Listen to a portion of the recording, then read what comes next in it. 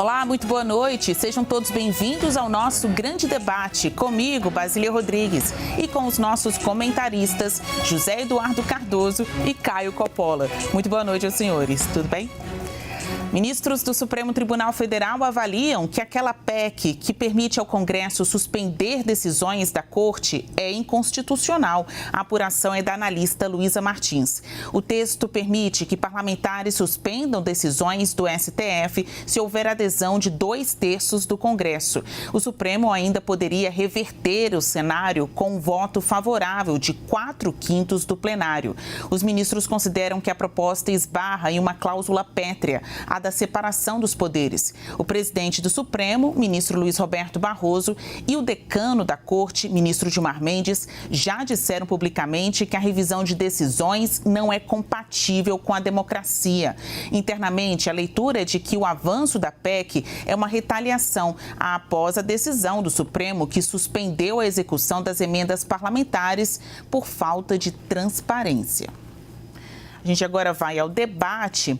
Importante destacar aos senhores que lá na Comissão de Constituição e Justiça da Câmara, a CCJ, o relator dessa proposta, Luiz Felipe Orleans de Bragança, disse que não é inconstitucional porque ele vê aí um controle recíproco entre os poderes. Por isso que agora o texto está lá para ser avaliado pela CCJ, né? Governistas têm agido pelo adiamento para que isso não vire pauta concretamente agora na Câmara dos Deputados. Mas há um risco. Está lá na CCJ, assim como um conjunto de outras propostas que, resumidamente, limitam os poderes do STF.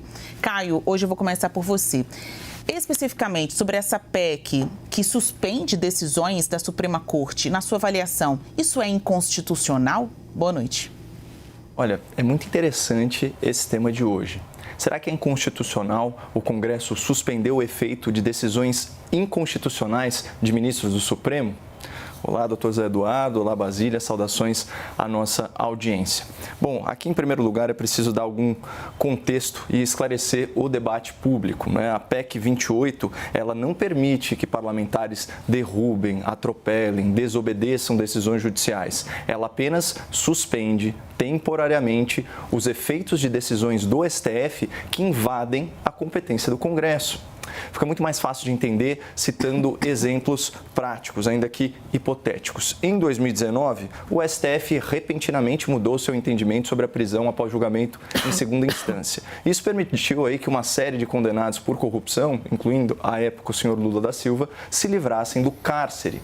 Com a PEC 28, o Congresso poderia reagir a essa inovação jurídica penal e suspender os efeitos da decisão pelo voto de 2/3 dos seus parlamentares. E o que aconteceria a partir daí? O Supremo poderia reverter essa suspensão com o voto de 4/5 dos ministros. Ou seja, na PEC 28, a palavra final permanece com o STF. Isso é muito importante. Bom, seguindo aqui o exemplo hipotético da prisão após julgamento de segunda instância, vale lembrar que a vitória da impunidade lá no STF foi por uma margem muito estreita. Ela foi por 6-5, graças a uma súbita mudança de opinião do ministro Gilmar Mendes. Ou seja, provavelmente, se vigorasse a PEC 28, o STF não conseguiria reverter a suspensão votada pelo Congresso. E aí os deputados e os senadores teriam 2 anos para legislar sobre esse assunto. E se o Congresso não se manifestasse, voltaria a valer a decisão do Supremo. Então, percebam que ao invés de violar a separação dos poderes, a PEC 28 apenas reforça esse pilar constitucional.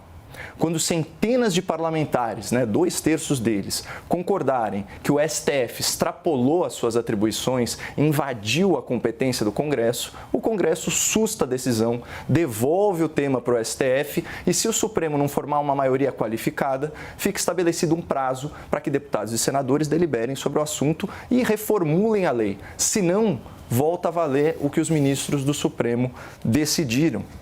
E a Constituição ela é muito clara, na sua cláusula pétrea, artigo 60, parágrafo 4º.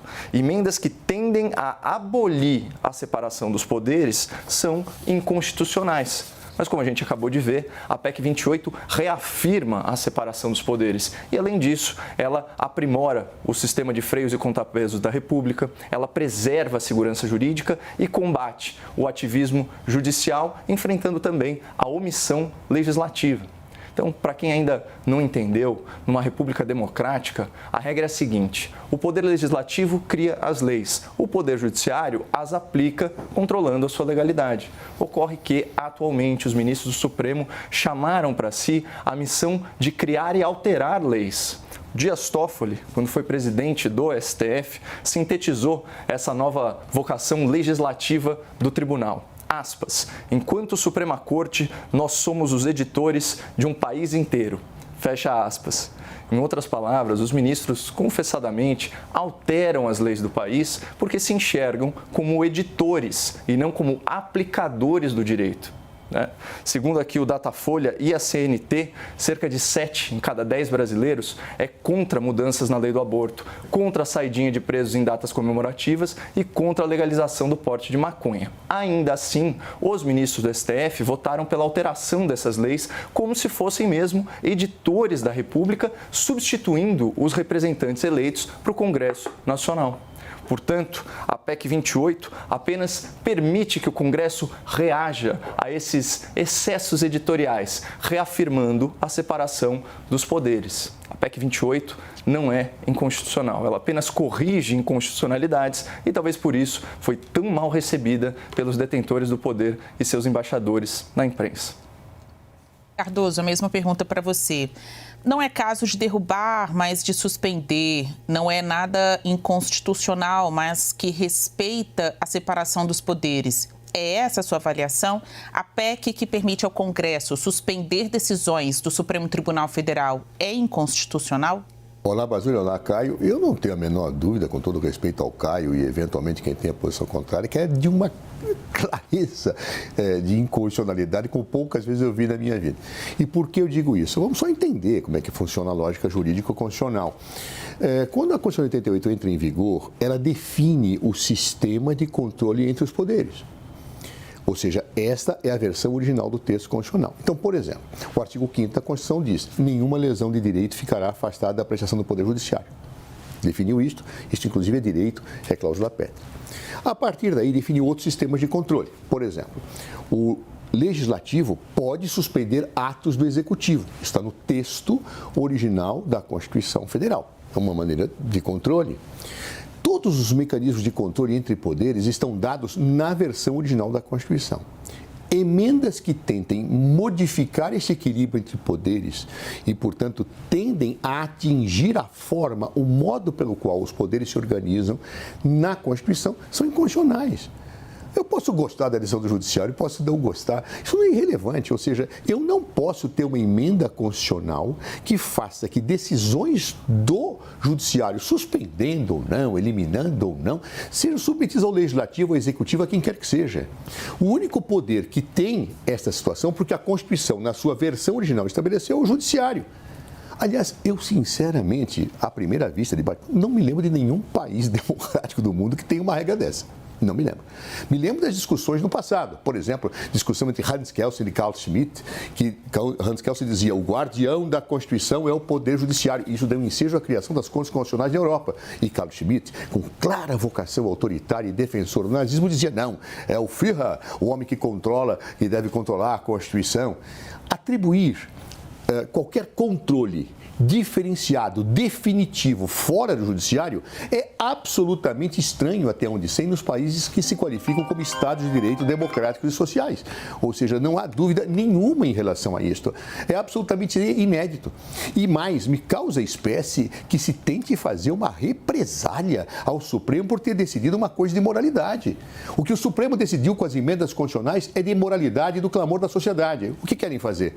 Dar uma represália no Supremo porque tirou poderes do parlamentares que eram claramente mal exercidos e com ofensa ao princípio da moralidade ou da transparência? Ora, por favor, nós não podemos, primeiro, mesmo que fossem meritórias as razões que ensejassem essa ideia desta PEC, nós não podemos prestigiar uma coisa que flagrantemente rompe com postulados básicos, a meu ver até simples, da constitucionalidade de um país. O artigo 60, parágrafo 4º, inciso 3º da Constituição, proíbe emendas que alterem a separação de poderes. E o que significa separar poderes? É cada poder na sua. O judiciário faz a sua, o executivo faz a sua, o legislativo faz a sua. Ah, mas há situações na Constituição que não são assim. Bem, mas são as originais do texto. Emendas, uma manifestação do poder constituinte derivado, não pode fazer isso. Ah, mas o Poder Judiciário extrapolou. O Legislativo extrapola, quem controla o Judiciário. O Executivo extrapola, quem controla o Judiciário. Muito bem. Essa é uma discussão que se coloca para o atual modelo de Estado de Direito. Mas eu não tenho como resolver, sem ofensa a uma cláusula pétrea da Constituição brasileira, esse problema. Ah, eu quero fazer uma nova Constituição, um novo país? Pois bem, vamos pensar um novo. Com base nesta Constituição, é inadmissível, impensável, indiscutível que eu não possa ter o Legislativo revendo posições do Judiciário. Me parece, até com devidas desculpas a quem não pensa como eu, de uma dimensão tão elementar, que eu acho que uma PEC como essa, ela visa jogar para a plateia. Ela não tem nenhuma seriedade, efetivamente, no sentido daquilo que se quer propor para o país. Mas se aqui fosse uma escolinha, né, seria ado. Cada um no seu quadrado, né? Cada um dos seus poderes cuidando das suas atribuições. Quem define o quadrado é a Constituição do texto original. É isso. Bora ver se vai ter alteração ou não. Caio, a minha pergunta é, por que essa proposta agora? Na sua avaliação, o avanço dessa proposta tem a ver com o conjunto da obra ou é mesmo uma retaliação do Congresso por causa da decisão que segurou o pagamento das emendas, notadamente as emendas PIX? Eu, assim como o doutor Zé Eduardo, sou manifestamente contra emendas parlamentares, né? Emendas PIX, então, nem se fala, porque isso dificulta sobremaneira a fiscalização, né, do empenho dessas raríssimas verbas públicas discricionárias que pulverizam a capacidade de investimento do Estado e acabam servindo aí para sufocar a renovação política, abastecendo redutos eleitorais de forma arbitrária, sem fiscalização, praticamente um convite aí à corrupção. Isso posto, né, aquelas situações em que certas pessoas fazem a coisa certa pelas motivações erradas, mas certamente não é o caso dos relatores e também da presidente da CCJ. Por quê? Quem está preocupado com emendas parlamentares são os parlamentares que dependem de vultosas quantias de verba pública para se manterem no poder. Ou seja, abastecendo seus redutos eleitorais, suas prefeituras, seus aliados, com milhões e milhões de reais. Quando a gente pega Luiz Felipe de Orleans e Bragança, Carol Detoni, Marcel Van Hatten, Felipe Barros e por aí vai, esses parlamentares, eles são eleitos dentro de um público muito crítico, com consciência política, que é praticamente blindado em relação a, entre aspas, compra de votos. Eles não são tentados por emendas parlamentares que, eventualmente, esses congressistas empenhem. Muito diferente das lideranças do Centrão, essas sim dependentes de muito volume de dinheiro público para se perpetuarem no poder. Então, me parece aqui uma situação que foi ensejada, sim, a partir de um movimento de retaliação, né? Mas que encontrou pessoas legitimamente motivadas. E é importante falar que a PEC 28, de relatoria do deputado Luiz Felipe, ela vem dentro de um contexto.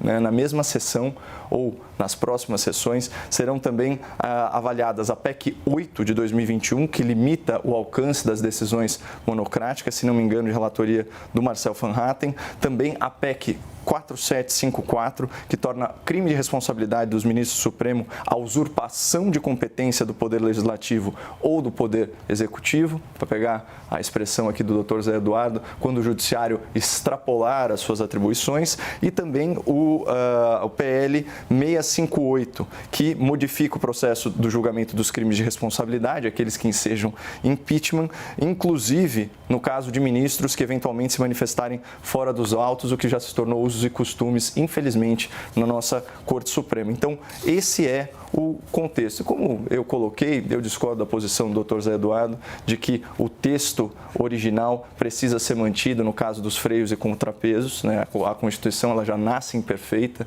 inclusive um discurso famoso aí do seu arquiteto, grande arquiteto parlamentar, e como ele bem disse, o próprio artigo 49 fala que existe a competência do Congresso Nacional para sustar atos normativos do Poder Executivo. Esse controle recíproco, ele é comum. Então, isso é só mais um mecanismo para aprimorar, porque, de novo, o que acontece quando o judiciário extrapola as suas funções?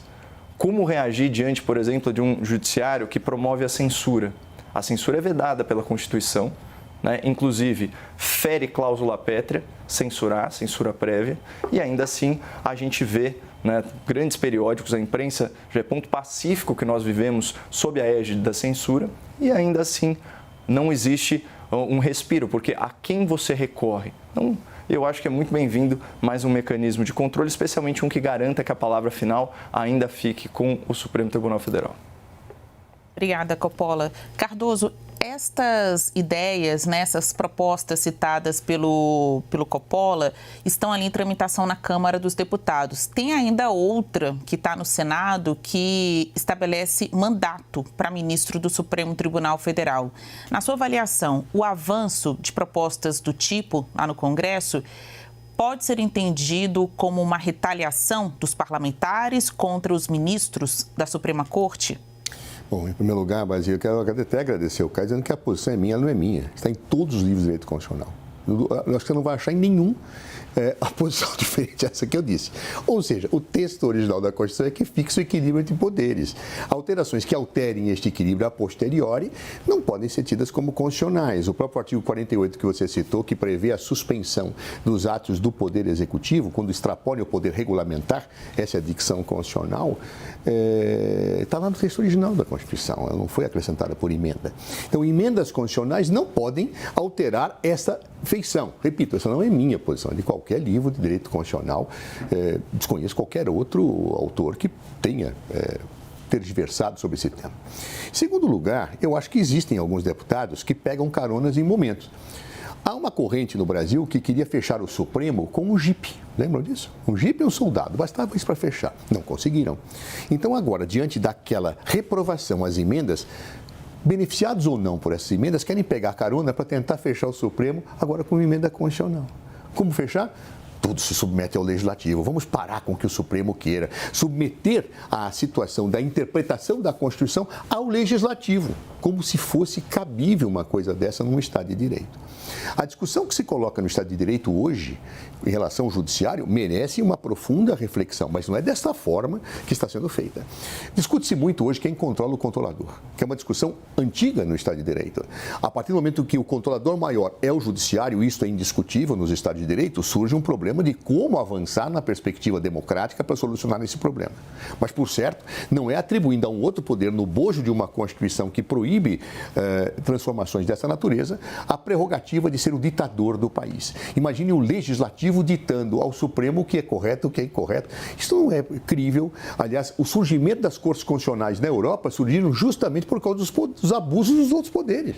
Isso já foi uma resposta histórica. Querem voltar atrás? Querem voltar ao tempo em que o judiciário estava absolutamente amesquinhado e sob as botas de um executivo autoritário ou de um legislativo arbitrário? Não, a história já superou isso. Então, por favor, vamos olhar a história constitucional e olhar para frente para solucionar os problemas e não propor situações clamorosamente inconstitucionais como situações que buscam atingir o Supremo Tribunal Federal. Não conseguiram com um jipe, não vão conseguir também com uma emenda constitucional. Esse assunto vai voltar, a gente marca outro grande debate para tratar dele. E a seguir, deputados federais apresentaram projetos para endurecer a punição para incêndios criminosos. E o grande debate quer saber, o Brasil deve endurecer a punição? A gente volta em instantes para falar desse assunto.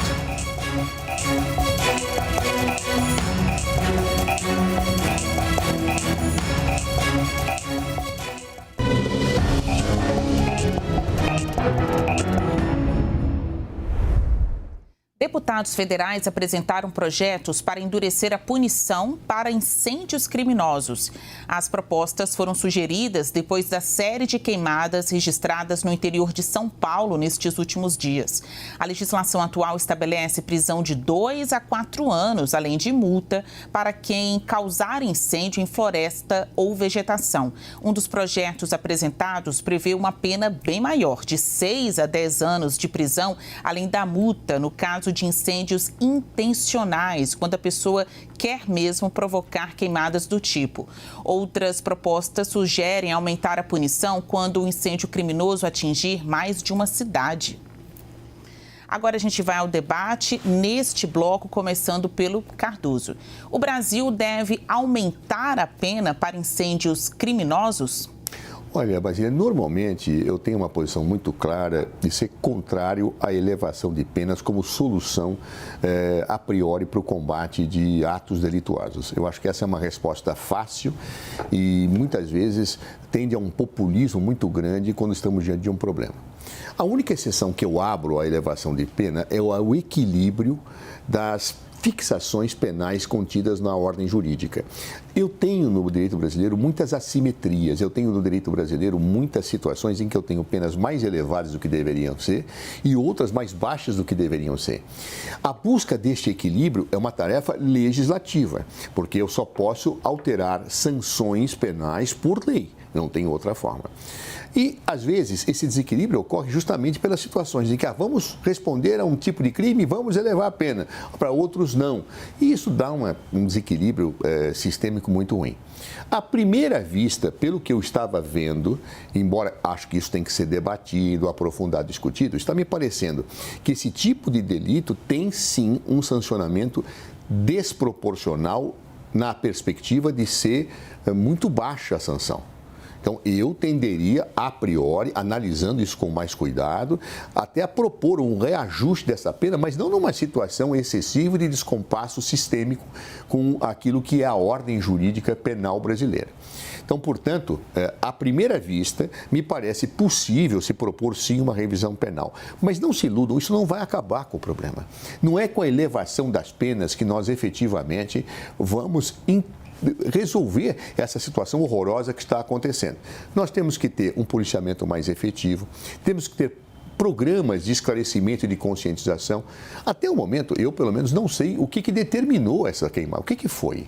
Foram atos culposos? Foram atos desatinados? Foram atos de vandalismo? Foram atos de pessoas que queriam a queimada para poder plantar e a coisa saiu do controle? Eu não sei. Então, nós temos que fazer uma investigação rigorosa, criteriosa disso e, a partir daí, propor soluções. Uma delas é a elevação da pena. Agora, se for o caso, dentro daquilo que se apura e daquilo que se analisa no sistema. Mas, vamos ser sinceros, isso não resolve em si o problema.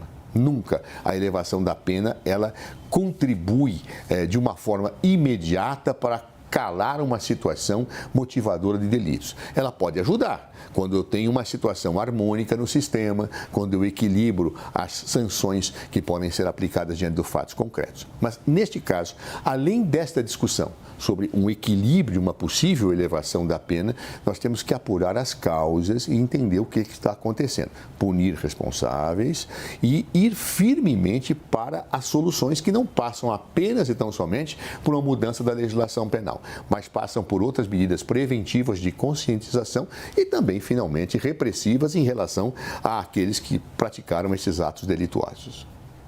Diante do fato concreto, o governo federal diz: são ações criminosas, é uma ação coordenada, enquanto governadores afirmam: não é bem assim, a gente tem um caso ou outro pontual de ação criminosa, mas no todo pode ter alguma outra motivação. O Congresso corre para tentar aumentar as penas. Coppola, o Brasil deve elevar então a pena para incêndios criminosos?